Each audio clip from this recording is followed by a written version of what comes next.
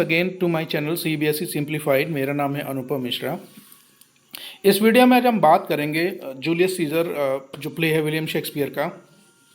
Class 9th ICSE board के schools में ये फ़िलहाल पढ़ाया जाता है कुछ स्कूल्स में। तो उसका जो जूलियस सीजर का बुक है, टेक्स्ट बुक है, और साथ साथ जो वर्क बुक है, उस वर्क बुक में क्लास 9th के जो सिलेबस प्रिस्क्राइब्ड यानी कि एक्ट 1 और एक्ट 2, उसमें एक्ट 1 के जो मल्टीपल चॉइस क्वेश्चंस हैं उस पर ऑलरेडी मैं एक्ट 1 का सीन 1 पर ऑलरेडी एक वीडियो बनाकर इस चैनल पर अपलोड कर चुका हूं, जाकर आप देख सकते हैं। तो उसी सीरीज़ में ये एक्ट 1 सीन 2 में जो मल्टीपल चॉइस क्वेश्चंस बुक में दिए हैं, और बुक का नाम है ब्लैक पर्ल पब्लिकेशन की जो बुक चलती है।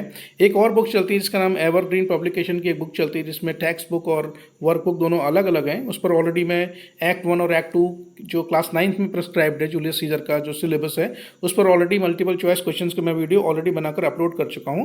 तो जिन क्लासेस में, जिन स्कूल्स में एवरग्रीन टेक्स्ट बुक चलती है, तो वो वहां पर जाकर उन वीडियोस को देखकर एग्ज़ाम की तैयारी कर सकते हैं। तो आज का जो टॉपिक हमारा एक्ट 1 सीन 2 और बुक का नाम है black pearl multiple choice questions की बात करेंगे। तो फर्स्ट क्वेश्चन है, हु वाज कलपूर्निया? कलपूर्निया कौन है? बड़ा ही इंपॉर्टेंट कैरेक्टर है इस प्ले का। और कलपूर्निया जो 4 ऑप्शन दिए हैं उसके ऑप्शन के बारे में बात कर लेते हैं। सीजर्स कज़न, सीजर की वो कज़न है। सीजर्स वाइफ, क्या वो सीजर की वाइफ है? ब्रूटस वाइफ, ब्रूटस की वाइफ है, या फिर वो एंटोनियो की वाइफ है? देखिए, एंटोनियो की वाइफ का तो कोई नाम प्ले में दिया नहीं गया है। ब्रूटस की वाइफ का नाम पोर्शिया है।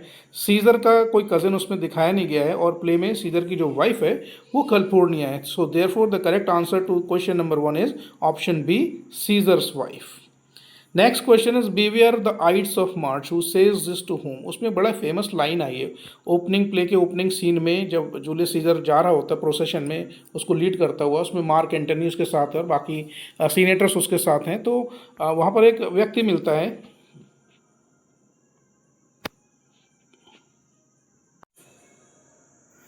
और वो बड़ा फेमस लाइन बोलता है, beware the aides of March. यानी कि आइड्स ऑफ मार्च का इस प्ले में मतलब है 15 मार्च को थोड़ा सा होशियार रहना, सावधान रहना। You have to be very very careful on 15th of March. तो क्वेश्चन में ये पूछा कि ये लाइन कौन किससे बोलता है? ब्रूटस सीजर से बोलता है, ऑप्शन ए। कलपूर्निया सीजर से बोलती है, या सूसेयर सीजर से बोलता है, या एंटोनियो टू सीजर? तो इस क्वेश्चन का सही आंसर है आंसर सी। सूसेयर बेसिकली वो लोग होते हैं जो भविष्य बताने वाले लोग होते हैं, जो आगे क्या होने वाला है इसके बारे में जानकारी रखते हैं और वो खास स्तर पर अपनी भविष्यवाणी करने के लिए जाने जाते हैं। तो एक सूसेयर इसमें व्यक्ति दिखाए गए कैरेक्टर है जो सीजर को वार्न करता है कि भाई जरा आप सावधान रहना, 15 मार्च आने वाला है, 15 मार्च को थोड़ा सा अलर्ट रहना आप। लेकिन सीजर उसकी बात को हंसी में टाल देता है, कह देता है अरे ये तो बेवकूफ़ आदमी है, ये सपना देख रहा है, ऐसा कुछ होने वाला है नहीं। नेक्स्ट क्वेश्चन है, what does Brutus contrast himself to when he says I am not gamesome? वहाँ पर एक सीन आता है इसमें ब्रूटस के साथ कैशियस खड़ा और बोलता है कि अरे आप जान ही रहो वो रेस में आप पार्टिसिपेट करना नहीं चाहते हो, एंटोनी तो गया हुआ है। तो वो कहता नहीं यार, एंटोनियो जैसा मैं इतना, वो बहुत यंग है, बहुत एक्टिव, वो बहुत एनर्जेटिक व्यक्ति है, मैं उसके जैसा नहीं हूँ, तो मेरा गेम में कोई इंटरेस्ट नहीं है। ये रेफरेंस है इस क्वेश्चन का। तो कहता है कि ये अपने आप को ब्रूटस किससे कंपेयर कर रहा है? सीजर से, सिजेरियो से, अंटोनियो से, या फिर कैस्का से? So therefore the correct answer to question number 3 is Antonio.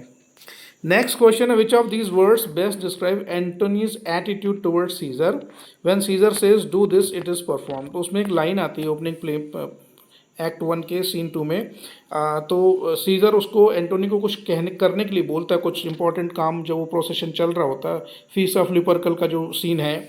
तो एंटोनी उसकी बात का जवाब देता है कि do this it is perform. जब भी सीजर कोई काम बोलता है तो आप समझ लीजिए कि सीजर का बोलना हुआ और वो काम समझ लीजिए कि हो गया।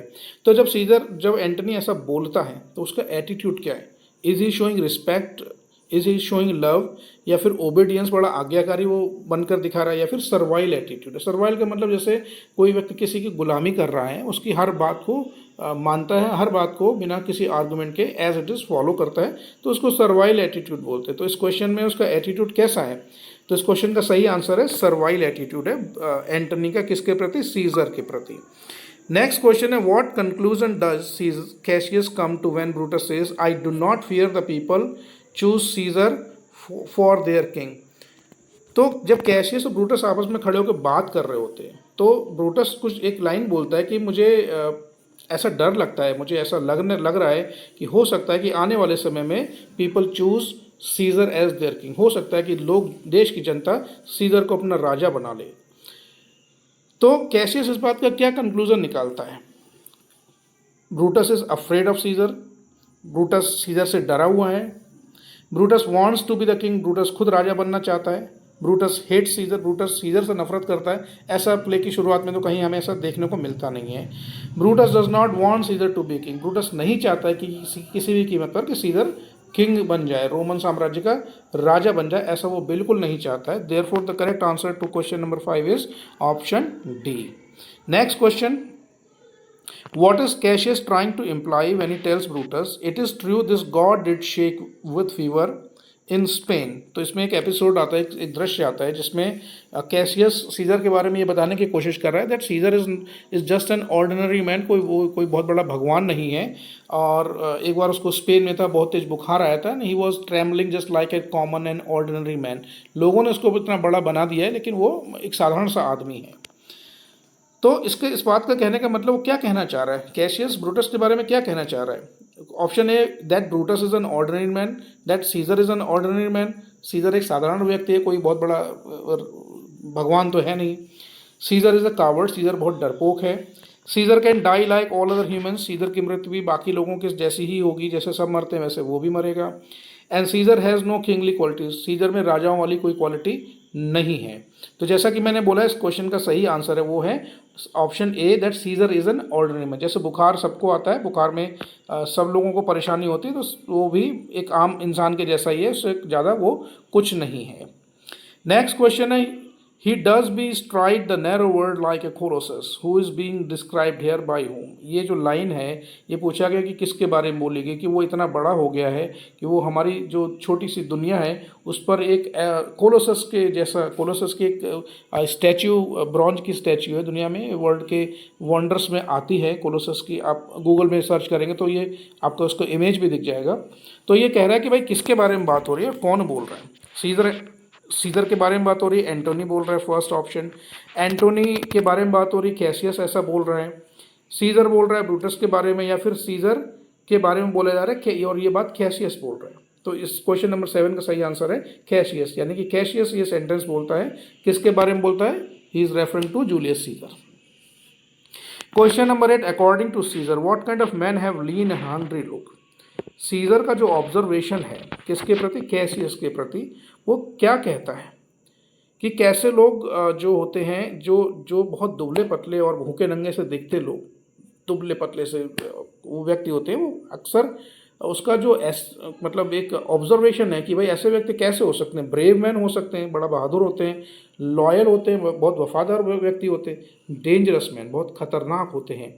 और शाई एंड कनिंग, शर्मीले और बहुत चालाक टाइप के लोग होते हैं। इस क्वेश्चन का सही आंसर है आंसर सी। तो सीजर का ऑब्जर्वेशन जो उसके बारे में था, केसेस के बारे में, बिल्कुल सही था। वो जानता था कि इस तरह के लोग जो बिल्कुल दुबले पतले और सूखे और भूखे नंगे से दिखते हैं, वो बड़े ही खतरनाक व्यक्ति होते हैं, जो कि बाद में आगे जाके सही प्रूव हो जाता है जब सीजर का एसेसिनेशन होता है। Question number 9, the crown was offered to Caesar. Caesar को क्राउन कितनी बार ऑफर किया था? वंस, ट्वाइस, थ्राइस और 4 टाइम्स। इसका सही ऑप्शन है आंसर 3 टाइम्स। और जो लास्ट क्वेश्चन है, before Caesar fell and fainted what did he offer to the crowd. उसमें क्वेश्चन में एक रेफरेंस आता है, इसमें प्ले में एक रेफरेंस आता है, जब सीजर भीड़ देखकर वहाँ पर उसको एपिलेप्सी के यानी कि मिर्गी के दौरे पड़ते थे, फेंट हो जाता था कई बार, उसकी सबसे बड़ी फिजिकल वीकनेस थी। तो जब वो बेहोश होकर गिरा, उससे पहले उसने भीड़ को वहाँ पर क्या किया, क्या इशारा किया, क्या करके दिखाया? He doublet his doublet to tear his head to cut, उसने अपना सर ऑफर कर दिया कि भाई आप मेरा सर काट दो। हिज थ्रोट टू कट, वो एक ऐसा दिखाया गया कि वो कपड़े का ऊपरी हिस्सा हटाता है, अपनी गर्दन खोल के दिखाता है, भीड़ को कहता है कि अगर आपको इस खुशी है इस बात की तो आप मेरी जब चाहो गर्दन काट सकते हो। और हिज बॉडी टू किल, या भीड़ को वो इशारा करता है कि वो भीड़ जब चाहे उसको मार सकती है। इस क्वेश्चन का सही आंसर, इस जो रेफरेंस है प्ले में दिया गया उसके हिसाब से आंसर 3 ठीक है। तो ये था एक छोटा सा वीडियो एक्ट 1 सीन 2 का, जो वर्क बुक है ब्लैक पर्ल, उसमें से ये लिया गया है। और बाकी के जो वीडियोस हैं एक्ट 1 के और बाकी एक्ट 2 के जो वीडियोस हैं मल्टीपल चॉइस क्वेश्चन के, वो जल्दी ही मैं इस चैनल पर अपलोड कर दूंगा। Thank you very much for being with us and you all have a nice day.